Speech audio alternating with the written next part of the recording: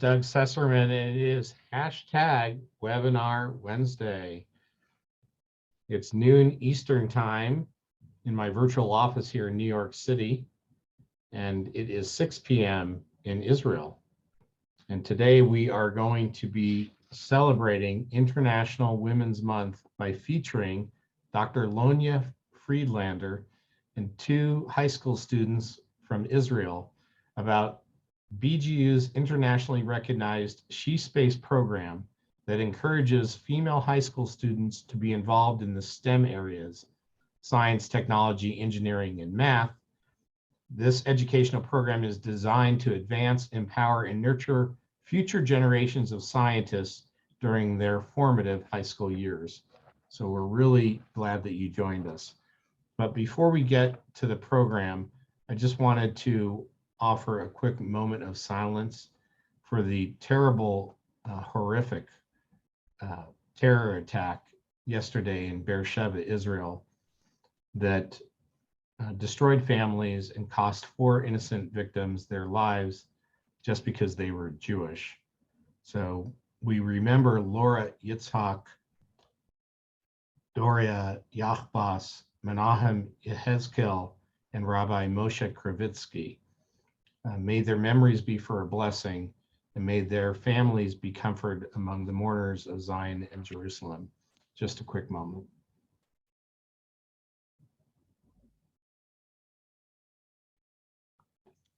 Thank you.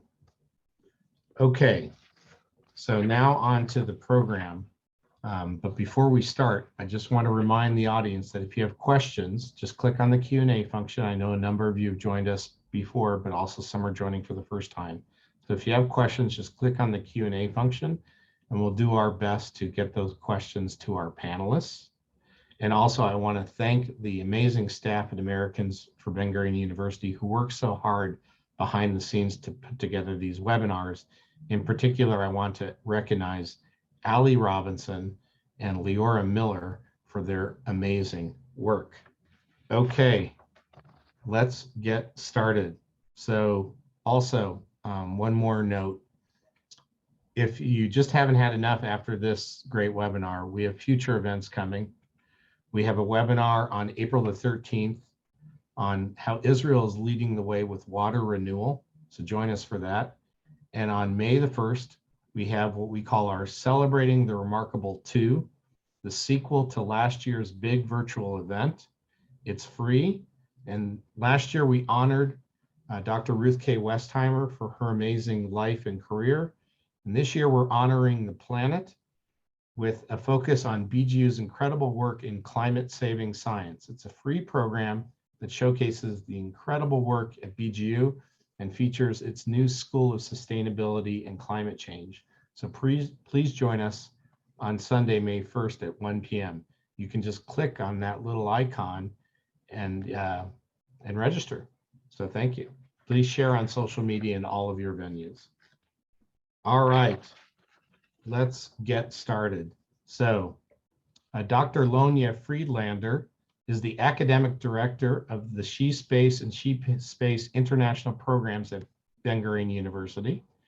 The two programs are sister educational projects, which I described earlier, to really encourage the STEM field among high school female students.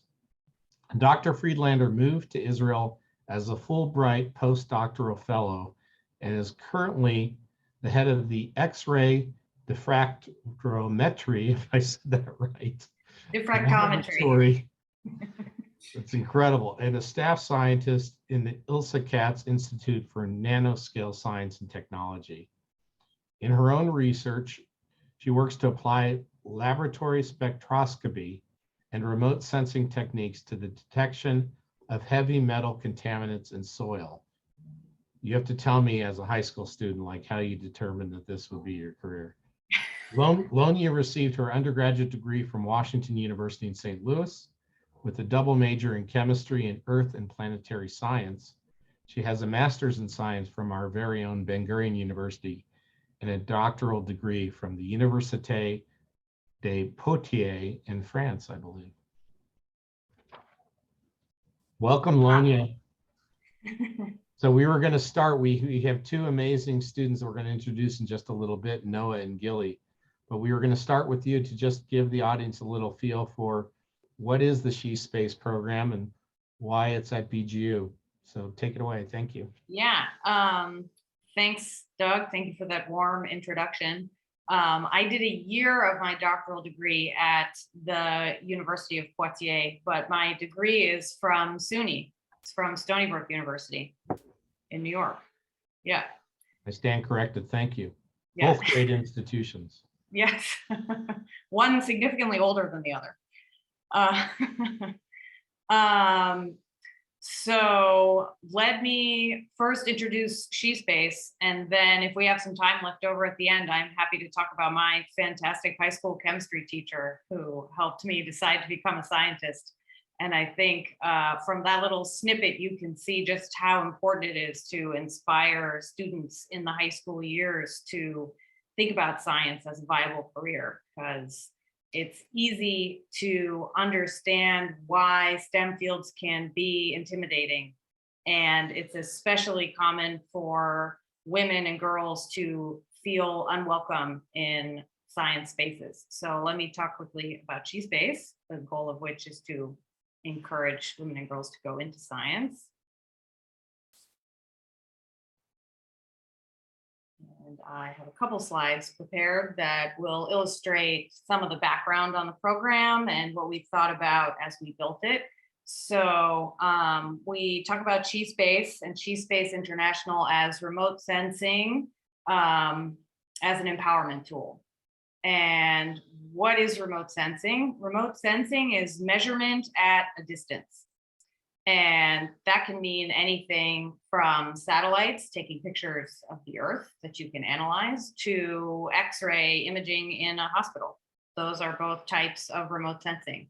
Anything that you can't measure directly, you measure indirectly, and that's what we do in remote sensing.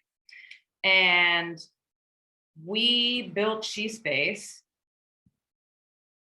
to reach highly motivated, curious, and dedicated high school girls. As you can see from this advertisement, this is actually the advertisement that we used the year that I was in charge of the Israeli team of our international program. That was before I became academic director.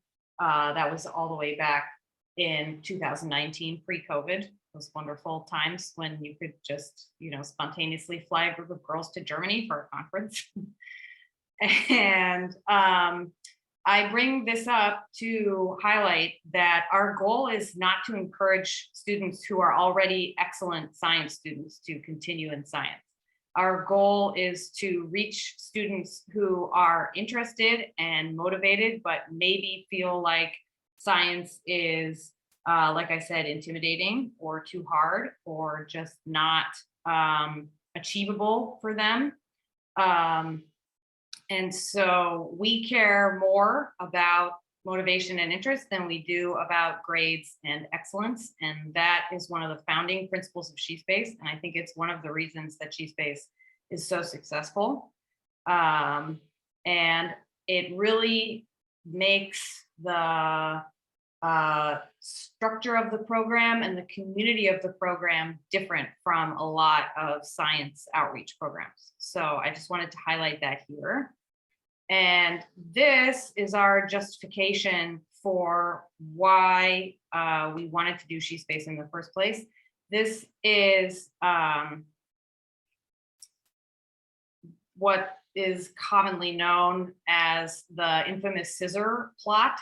Basically, it charts the rough parity, even a little bit more higher, slightly higher percentage of women in sciences up to the master's and even including PhD level scientists. And this is specifically in academia. And then women just slowly start to disappear. And some people refer to this as the leaky pipeline. And there have been a lot of initiatives to try and grab women in their bachelor's degree or in their advanced degrees and help them and support them through the academic pipeline. But we looked a little bit at the literature and thought about our own experiences and decided that really the formative moment is in high school. That if you can convince someone in high school, in particular a high school girl, that this is achievable, you can engender an ongoing commitment and interest in science that can help carry them through their career. And even if they decide not to pursue a science career, you have helped increase science literacy and you've helped increase interest in science overall. So in general, those are good things. And our major justification here is to try and address this drop off in women beyond the achievement of degrees in science to continue in career. That's an amazing chart, actually. So, and that data is just from Israel, is that correct? Yeah, this is institutions of higher learning in Israel. Yes, and do you know what the chart would look like globally? The same kind of scissor trend? It's almost exactly the same. Mm-hmm. Yeah, so over the entirety of the Western world, right? Some countries it's a little bit shifted, other countries, right, to slightly later in women's careers. In some countries, the drop off starts earlier, but it's so you actually have more women, slightly more women than men initially, all through their education, including PhD, then it's about 50-50. But when it comes to the career choice, especially in academia, that's where you see that drop off. Yeah. Yeah, exactly. Thank you. Yeah. The other thing I should note about this chart is that it includes all subjects, right? So some subjects actually have higher proportions of men, but other subjects have higher proportions of women. Women, for example, are more likely to go into biology and biology related subjects. And those are still considered science, obviously. And so that's part of what drives this it's not an imbalance, but that's part of what drives the high proportions of women in the early stage careers, is those subjects. But there are other subjects, for example, engineering, where it's still very much majority men, even at the early stages, even at these earlier careers. Some people may not realize that one of Ben-Gurion University's goals is to be the leading institution in Israel for the advancement of women in academia. And we have a goal of 50-50, 50% of all students and faculty and administration at all levels to be 50% represented by women. So there's even a special advisor on gender equity to the university president, Professor Daniel Shamovitz. So this is really, really important work that you're doing. Yeah, thank you. We think so too. So actually my description of the wide range of female participation in different science subjects segues nicely into why we chose remote sensing as the basis for SheSpace. We chose remote sensing because remote sensing actually contains within it background in a lot of different subjects. You have uses of technology, obviously space science in the context of satellite imagery, physics, optics, biology, geography, chemistry, math, computer science. And those flow into the major units of the project, which include platforms and sensors. So that's everything to do with satellites and detectors that we use in our remote sensing projects, which the girls actively participate in. They choose their research project, they decide on a research plan and trajectory, and we advise them. And at the end, they write the project. We teach them about spectral signatures, which I won't go into in detail here, but that's one of the tools that we use in remote sensing to identify different things in an image. And then image processing, which is how you come up with the final result. And so all of this is included in remote sensing. And remote sensing is not a subject that is taught in high school.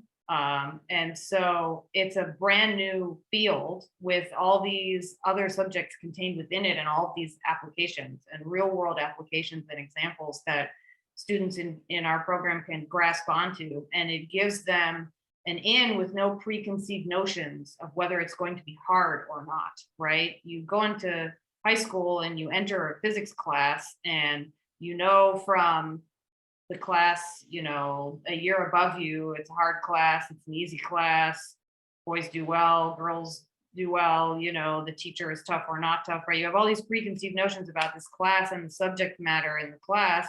Remote sensing, you've never heard of it, but you're going to need to know some physics in order to understand it. But now you have this larger concept and application that you can use the physics that you've learned in order to grasp onto that physics, and you don't have those concepts, and you don't have any preconceived notions about the final subject matter. So it's easier for students to learn new material without essentially, we call it self-stereotyping, basically deciding whether they can or cannot do it. So now we start getting to the fun stuff, which I can come back to these pictures at the end, but these are great pictures from the first SheSpace International Group's trip to Germany. This dark one up here on the left corner, we visited a control base for the International Space Station. So that was pretty amazing. Yeah. We met our German counterparts and generally have a great time.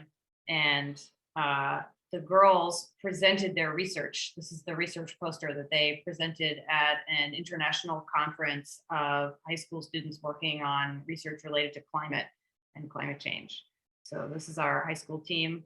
That's me. This is Shimrit Maman. She's the director general of the program. And Chen and Inbal were part of our staff that year. So I imagine for some of the students, it's their first trip outside of Israel or to Germany. Yeah, definitely. Yeah. There were students we had to help get passports. Passports, we had to help walk them through the process. Thank you. Yeah. So I will stop sharing my screen. Okay, great. So I could talk to you for a little while longer about this, but I think we'll bring on our students. What do you think? Yeah, I think it's a great idea. Let them speak for themselves. Yeah, exactly. Yeah. So Americans for Ben-Gurion University is proud to introduce to our international worldwide audience two high school students from Israel, Gilly and Noah. Please join us. Okay. I love this. I love this. Okay. So we have Gilly Cohen, who's 17 years old and is studying in the Ort School in Tivon.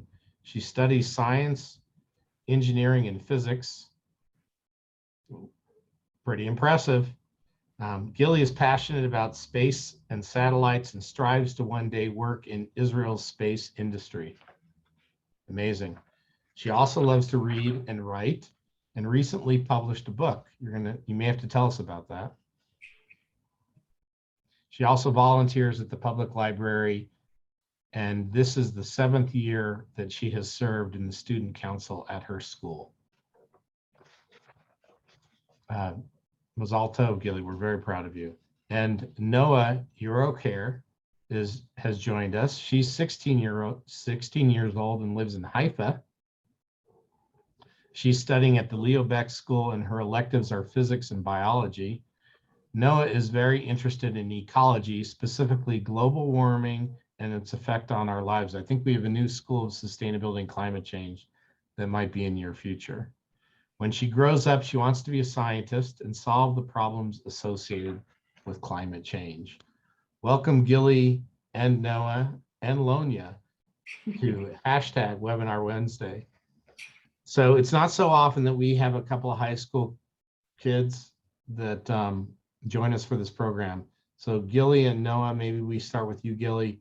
Just tell us why you joined SheSpace and what it's meant to you. So thank you for inviting me, and this is so exciting to be here and talk. And actually, I have always been interested in lab science. We got a link. The link was passed to me by a good friend of mine. and who saw that I fit the standards. And I was really excited when I heard what the program was about. I went to the BGU website where I read more information about what the girls of the previous years did.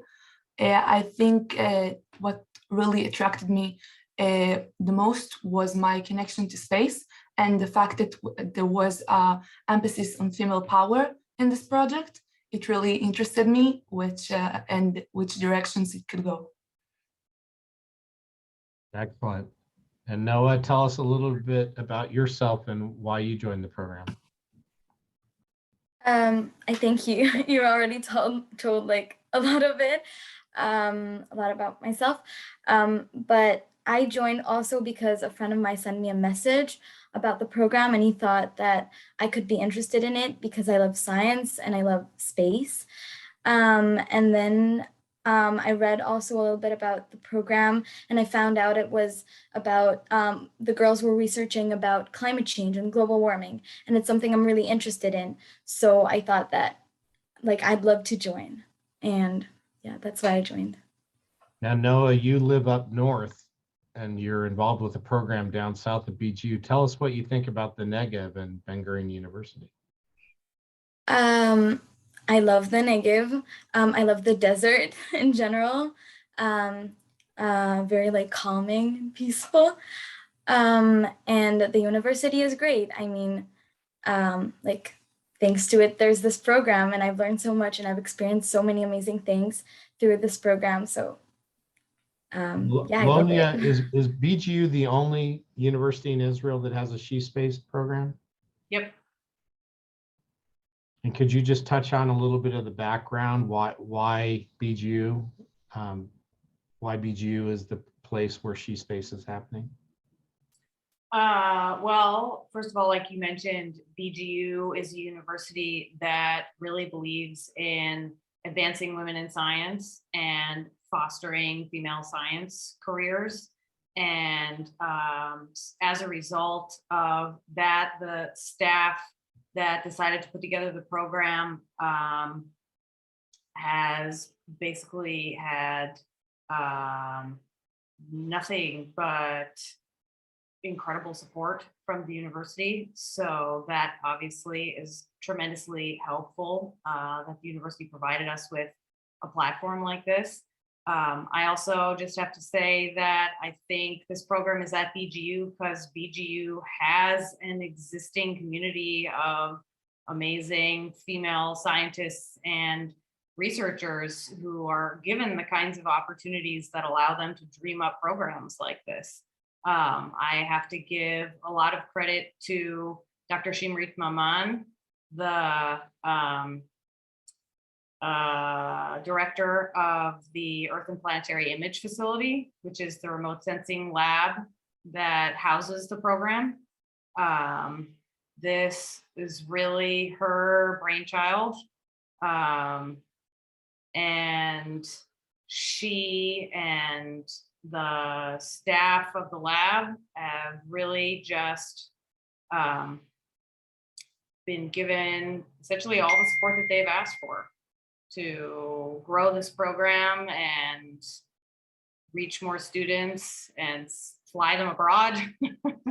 Our remote sensing and satellite work at the university, we're one of the leaders in Israel. Isn't that correct? Yes, absolutely. Yeah. I don't know if this is still true, but as of at least a year ago, the Earth and Planetary Image Facility was the only independent university laboratory with its own satellite. Amazing. Yeah, yeah. And we brought Professor Dan Blumberg, who's critical in that area. He's done webinars for us in the past. So to the audience, if you have questions for Lonia, Gilly, or Noah, just click on the Q&A function. Let's go back to Gilly and Noah. Tell us like one thing great about the program and one thing you would change if you could.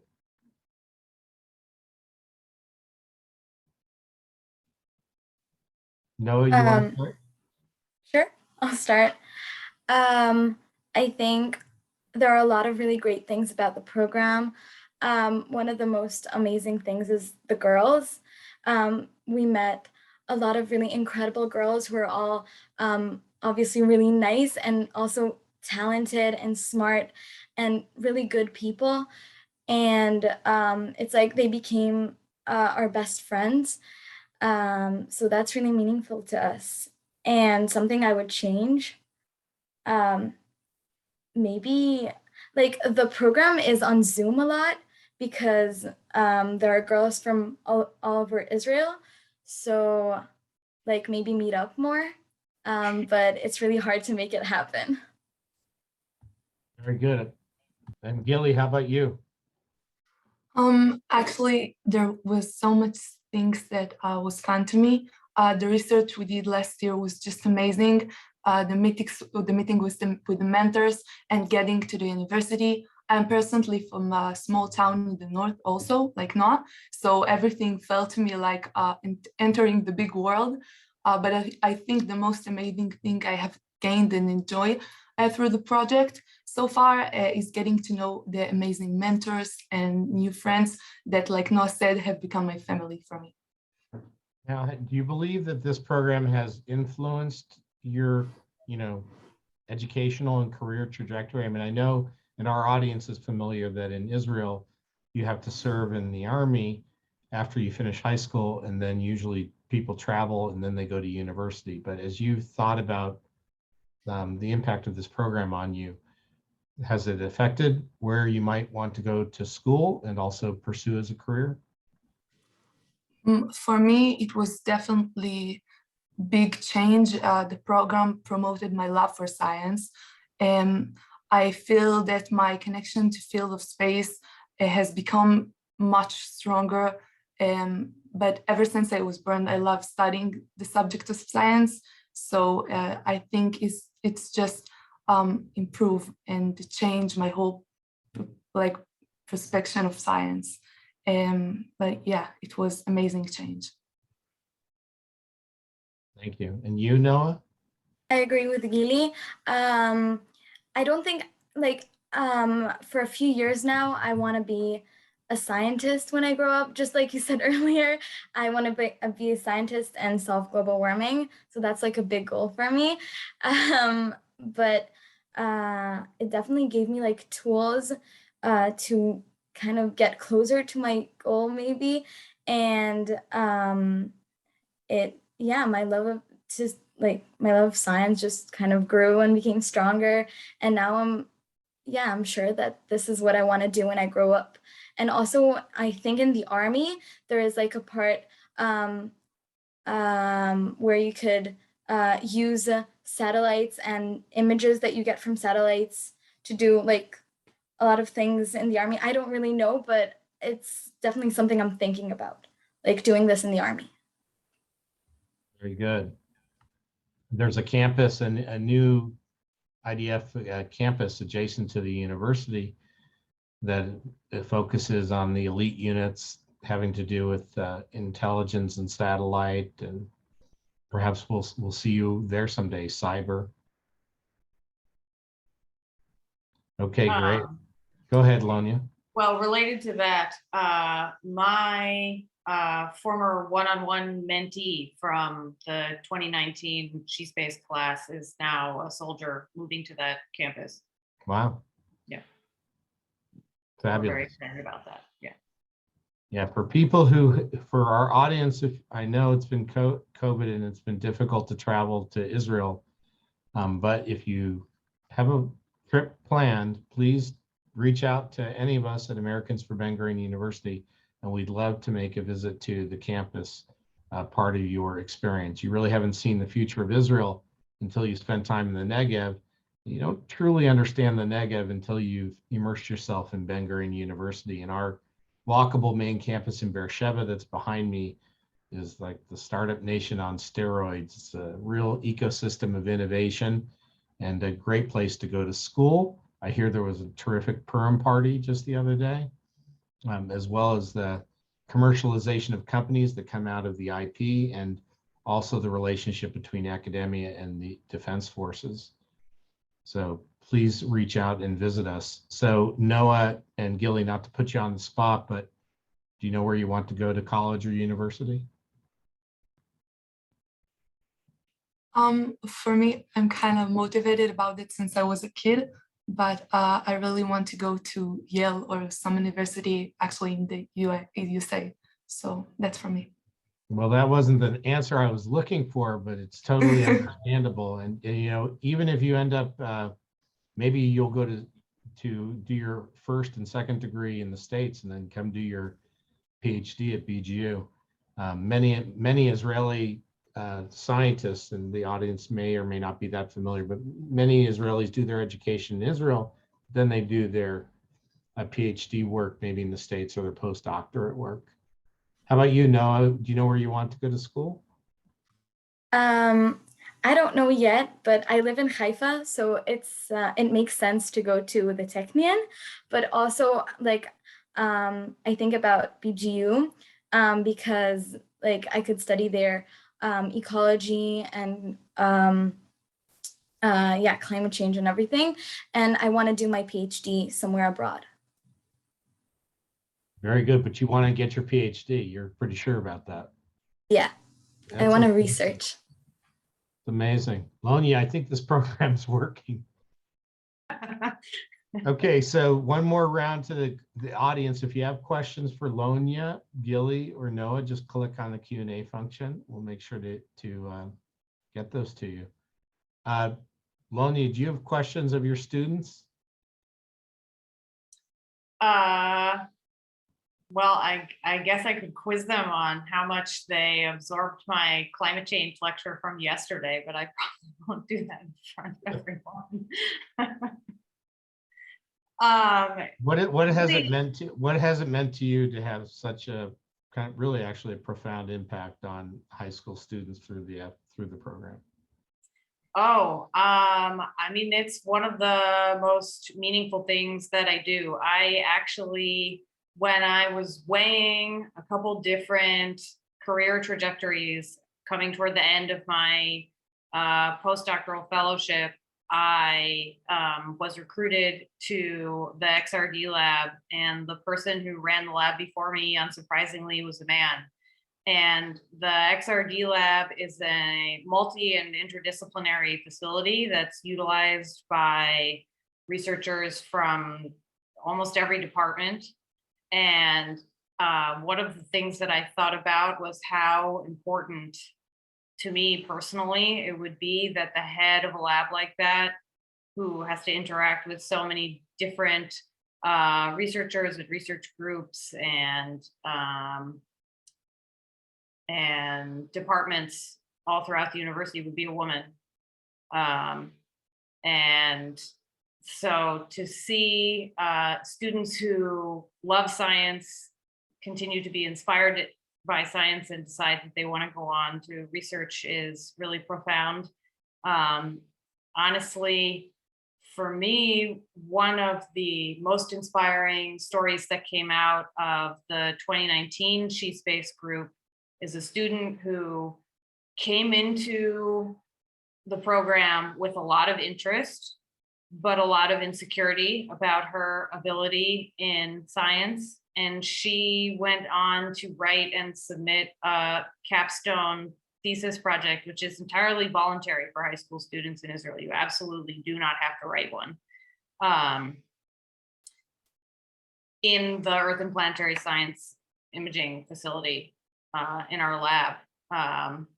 And it's a lot of work. It takes a year to put one together and to write one, and you have to do a deep dive into a research project. And so she took that on after going through the program and entirely voluntarily, and submitted it and successfully completed it and passed. And so even if she doesn't decide to go on in science, you know, she got to have that experience, which is not something that I think any other program would have enabled or encouraged her to do.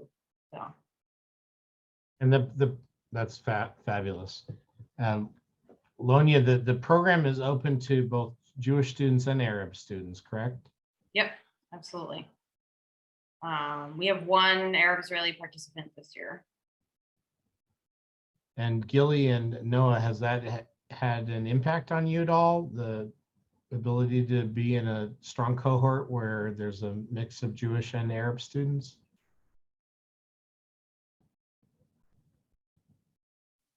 I think we don't really feel it.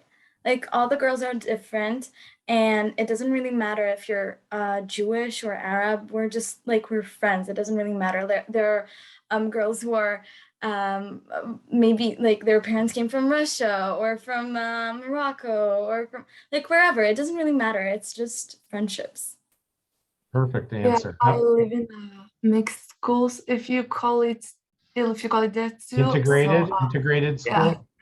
like I also don't really feel the impact of both cultures, like at all.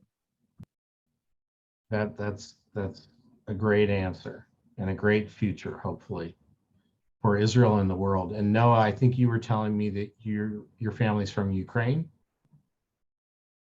Yeah, my dad's family. Yeah, but none of the family is there anymore. No, thankfully, know. they're all Yeah. in Israel. Yeah, so we know it's a very difficult situation, just terrible. Our audience may or may not be aware that BGU has created a Ukrainian assistance program for students and scholars who are refugees now, unfortunately, and making their way to Israel, either short-term or longer term, some making Aliyah. So we're doing everything we can to help and have been raising funds. If you want more information about that, just go to our website, Americans for Ben-Gurion, americansforbgu.org or a4bgu.org. I think we're getting close to the end. Let's try to wrap things up. How about some closing comments? And we're going to start with you, Gilly. Sorry, I didn't hear you, but what? Just any closing comments you'd like to leave as a message for the audience.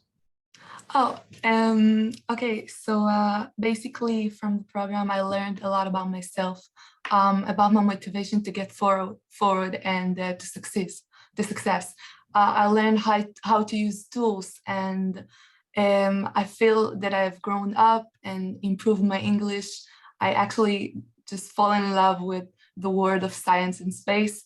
And I just wanted to say thank you, and I truly thank every each of the wonderful women I have gotten to know, and this is a privilege for me to be here and speak. So thank you a lot.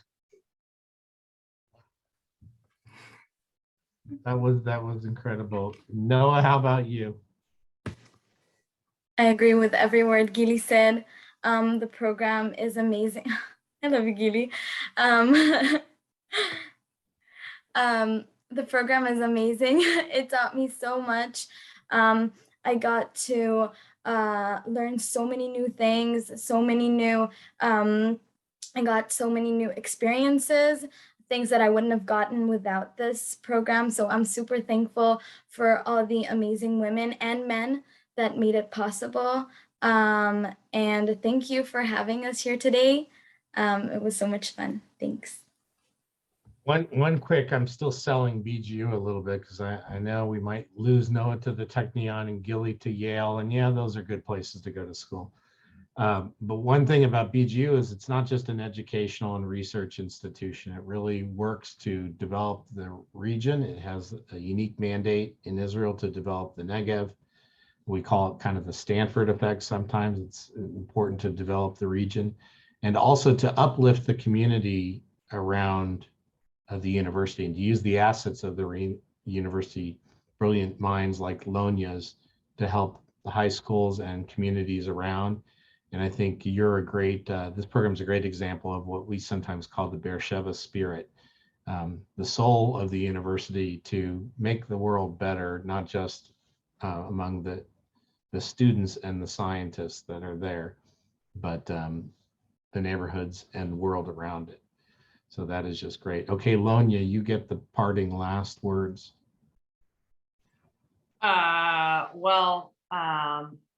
you're going to make me go after our phenomenal students, which is really just a tough act to follow.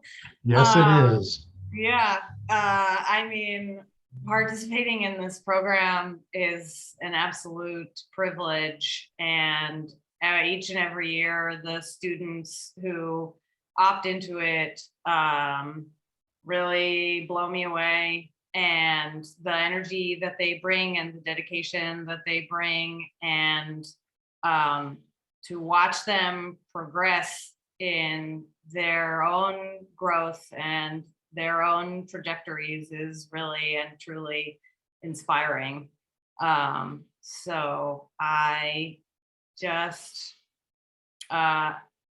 it's a delight. I don't know. I'm extremely grateful to the university for giving us the space and the resources and the support to do programs like this.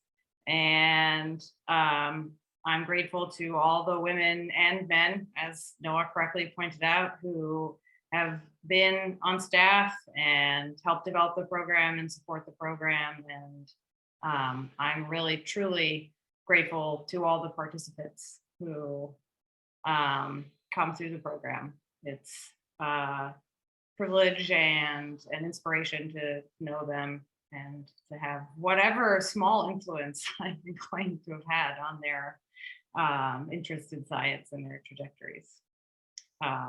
And thank you, Americans, for BGU.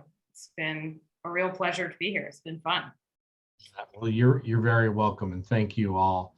So again, audience, if you enjoyed this program, which I know that I did, please join us for future webinars and events. On April the 13th, we have a webinar on Israel leading the world in water renewal.